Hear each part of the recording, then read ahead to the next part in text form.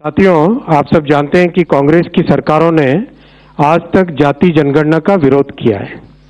आजादी की बाद की सभी जनगणनाओं में जातियों की जनगणना नहीं की गई। 1947 के बाद से अगर देखें हम, वर्ष 2010 में तत्कालीन प्रधानमंत्री दिवंगत डॉक्टर मनमोहन सिंह जी ने लोकसभा में आश्वासन दिया था कि जाति जनगणना पर कैबिनेट में विचार किया जाएगा। तत्पश्चात एक मंत्रिमंडल समूह का भी गठन किया गया था, ग्रुप ऑफ मिनिस्टर्स, जिसमें अधिकांश राजनीतिक दलों ने जाति आधारित जनगणना की संस्तुति की थी। इसके बावजूद कांग्रेस की सरकार ने जाति जनगणना के बजाय एक सर्वे कराना ही उचित समझा। उस सर्वे को सभी SECC के नाम से जानते हैं। इस सब के बावजूद कांग्रेस और इंडी गठबंधन के दलों ने जाति जनगणना के विषय को केवल अपने राजनीतिक लाभ के लिए उपयोग किया। जनगणना का विषय संविधान के अनुच्छेद 246 की केंद्रीय सूची की क्रम संख्या 69 पर अंकित है। यह केंद्र का विषय है। हालांकि कई राज्यों ने सर्वे के माध्यम से जातियों की जनगणना की है। जहां कुछ राज्यों ने यह काम सुचारू रूप से संपन्न किया है, वहीं कुछ अन्य राज्यों ने राजनीतिक दृष्टि से और गैर पारदर्शी ढंग से सर्वे किया है। इस प्रकार के सर्वे से समाज में भ्रांति फैली है। इन सभी स्थितियों को ध्यान में रखते हुए और यह सुनिश्चित करते हुए कि हमारा सामाजिक ताना बाना राजनीति के दबाव में न आए, जातियों की गणना एक सर्वे के स्थान पर मूल जनगणना में ही सम्मिलित होनी चाहिए। तो यह सुनिश्चित होगा कि समाज आर्थिक और सामाजिक दृष्टि से मजबूत होगा और देश की प्रगति भी निर्बाध चलती रहेगी। आज दिनांक 30/4/2025 के दिन प्रधानमंत्री श्री नरेंद्र मोदी जी के नेतृत्व में राजनीतिक विषयों की कैबिनेट समिति ने यह निर्णय लिया है कि जातियों की गणना को आने वाली जनगणना में सम्मिलित किया जाए। यह इस बात को दर्शाता है कि वर्तमान सरकार देश और समाज के सर्वांगीण हितों और मूल्यों के लिए प्रतिबद्ध है। जैसे कि पहले भी जब समाज के गरीब वर्गों को 10% आरक्षण का प्रावधान किया गया, तब भी समाज के किसी घटक में तनाव उत्पन्न नहीं हुआ था। Thank you. हमने कहा था कि कास्ट सेंसस को हम करवा के छोड़ेंगे, और हमने ये भी कहा था कि 50% की जो कैप है, जो आर्टिफिशियल दीवार लगा रखी है, उसको भी हम तोड़ के हटाएंगे। पता नहीं क्या हुआ, सडनली 11 साल बाद नरेंद्र मोदी जी कहते थे कि सिर्फ 4 जाते हैं, सडनली कास्ट सेंसस का अनाउंसमेंट किया। हम इसको सपोर्ट करते हैं, पूरी तरह सपोर्ट करते हैं, मगर हम टाइमलाइन चाहते हैं। हम जानना चाहते हैं ये कब तक होगा, और ये एक पहला कदम है। तेलंगाना एक मॉडल बना है कास्ट सेंसस के लिए, और वो ब्लूप्रिंट बन सकती है। और कास्ट सेंसस को डिजाइन करने में हमारा पूरा सरकार को ऑफर है, पूरा समर्थन है कि हम डिजाइन करेंगे, क्योंकि डिजाइन बहुत जरूरी है। क्योंकि 2 एग्जाम्पल्स हैं, एक बिहार का डिजाइन है, दूसरा तेलंगाना का डिजाइन है। उसमें जमीन आसमान का फर्क है। और मैं दोहराना चाहता हूं कि कास्ट सेंसस पहला कदम है। हमारा जो विजन है, एक बिल्कुल नया डेवलपमेंट का, विकास का पैराडाइम हम कास्ट सेंसस के माध्यम से लाना चाहते हैं। सिर्फ रिजर्वेशंस नहीं, मगर हम सेंट्रल सवाल पूछ रहे हैं कि चाहे ओबीसीज हों, दलित्स हों, आदिवासी हों, उनकी देश में कितनी भागीदारी है। कास्ट सेंसस से एक प्रकार से पता लगेगा, बट कास्ट सेंसस से आगे जाना है। हमारे इंस्टीट्यूशंस में, संस्थाओं में इनकी कहां कहां पार्टिसिपेशन है, पावर स्ट्रक्चर जो है उधर कितनी पार्टिसिपेशन है, ये नेक्स्ट स्टेप है और हम चाहते हैं कि इस डायरेक्शन में कास्ट सेंसस जाए।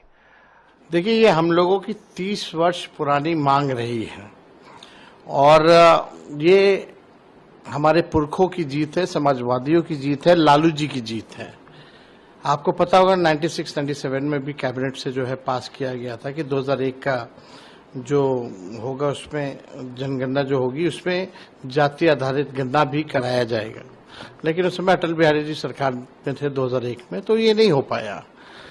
फिर हम लोगों की मांग थी, मनमोहन जी प्रधानमंत्री बने 2011 में हुई, तो जातीय जनगणना जो है और इसमें इंक्लूड किया गया था और पहली बार 17 महीने में किसी राज्य ने अपने बलबूते जो है कराया, तो वो महागठबंधन हमारी सरकार थी।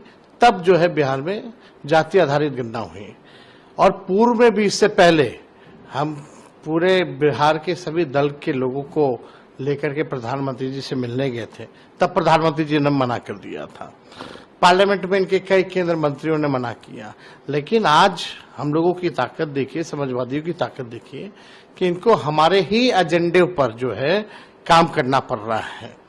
तो अब हमारी अगली लड़ाई ये होगी कि जब ये जनगणना होगी जिसमें इंक्लूड किया जाएगा कास्ट सेंसस का भी, तब उसके बाद जब नतीजे आएंगे तो पूरे देश में और पूरे देश के जो विधानसभा चुनाव में हमारी मांग रहेगी कि पिछड़ों और अति पिछड़ों के लिए भी, जैसे दलित और आदिवासी भाइयों का आरक्षित सीटें हैं, उसी प्रकार से पिछड़ों और अति पिछड़ों का भी जो है आरक्षित सीटें जो है वो करनी पड़ेगी। ये लड़ाई हम लोग जो है लेकर के चलेंगे, क्योंकि जो फाइंडिंग्स होंगे, हम लोगों की जितनी आबादी है उस हिसाब से हम लोगों की भी भागीदारी होनी चाहिए। तो बिहार में भी हम लोगों ने देखा, उस तर्ज पे हम लोगों ने पहली बार बिहार ने 65% आरक्षण जो है पिछड़े, अति पिछड़े, दलित, आदिवासी के लिए बढ़ाया था हम लोगों ने। और अभी भी आप देखिएगा कि जब देश भर में होगा, अब तो होना है क्योंकि आपका ये परिसीमन होना, परिसीमन से पहले सेंसस होना है, सेंसस में ये लोग कास्ट सेंसस को इंक्लूड करेंगे और जब इसकी फाइंडिंग्स आएगी तो पिछड़ों के लिए और अति पिछड़ों के लिए भी विधानसभा और लोकसभा में सीटें रिजर्व करनी होगी।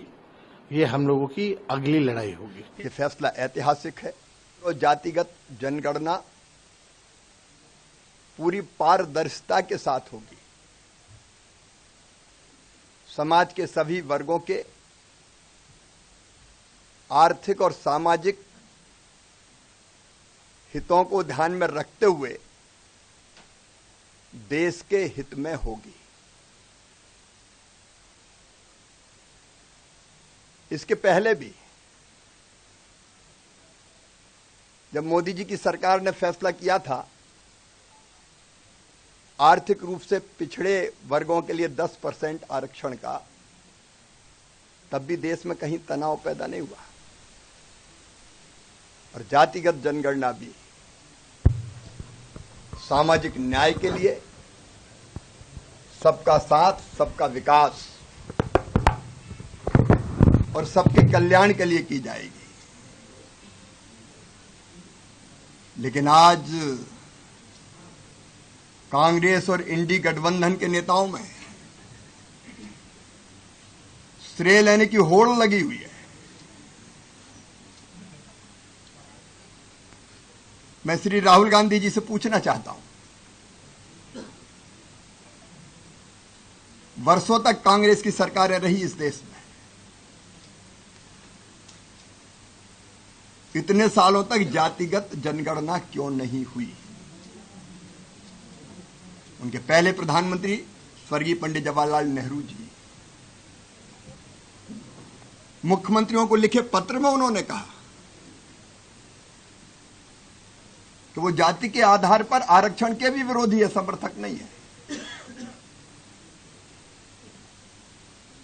पत्र रिकॉर्ड में मौजूद है। उन्होंने हमेशा जाति और जातिगत जनगणना का विरोध किया। काका कालेलकर की रिपोर्ट किसने दबाई थी? लेकिन केवल पंडित नेहरू जी का रवैया ऐसा नहीं था। स्वर्गीय इंदिरा जी ने क्या किया? मंडल कमीशन की रिपोर्ट आई तब कांग्रेस का रुख क्या था?